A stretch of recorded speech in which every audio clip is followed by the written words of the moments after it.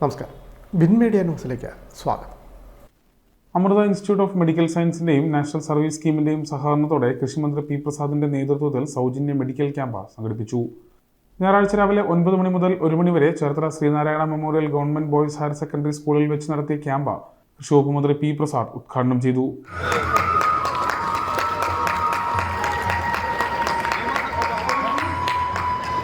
രോഗം ഒരു കുറ്റമൊന്നുമല്ല, രോഗം ഒരു കുറ്റമല്ല.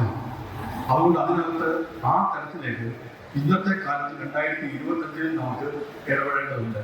57 ഇത്രയും മാറുമ്പോഴും കേരളത്തിൽ രോഗത്തിന്റെ പേരിൽ ഒരു കുറ്റമാണോ എന്ന തരത്തിൽ ചിന്തിക്കുന്ന തരത്തിലൊക്കെ ആൾക്കാർ നിൽക്കുന്നുണ്ട്. ഈ മദ്യനെ കുറിച്ച് ഞാൻ പറഞ്ഞുപോകുന്നില്ല, വയലാറിന്റെ വിഖ്യാതമായ ഒരു കവിതയുണ്ട്, 2 കാലിലും മലപോലെ ബന്ധമുള്ള മുന്നോട്ടി വേണം എന്ന് പറഞ്ഞ് ഞാൻ അതിന്റെ പറഞ്ഞു രസകരമാണ്. പക്ഷെ സമയത്ത് ഇതുകൊണ്ട് ഞാൻ ഇതിലേക്ക് കടക്കുന്നില്ല. ചേർത്തല നഗരസഭാ ചെയർപേഴ്സൺ ഷേർലി ഭാർഗവൻ അധ്യക്ഷത വഹിച്ചു.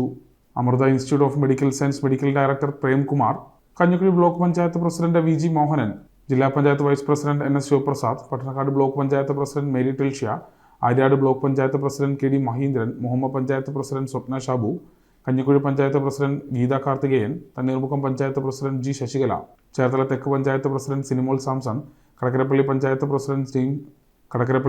President James Chinkuthara, Pattanakkad panchayat president TS Jasmine, Vayalar panchayat president ഓമന ബാനർജി, ജില്ലാ പഞ്ചായത്ത് അംഗങ്ങളായ PS Shaji, Sajimol Francis, V ഉത്തമൻ തുടങ്ങിയവർ ആശംസകൾ അർപ്പിച്ച് സംസാരിച്ചു. NSS കോർഡിനേറ്റർ PS അജിത് നന്ദിയും സംഘടക സമിതി ജനറൽ കൺവീനറും ചേർത്തല നഗരസഭ വൈസ് ചെയർമാനുമായ TS അജയകുമാർ സ്വാഗതവും പറഞ്ഞു.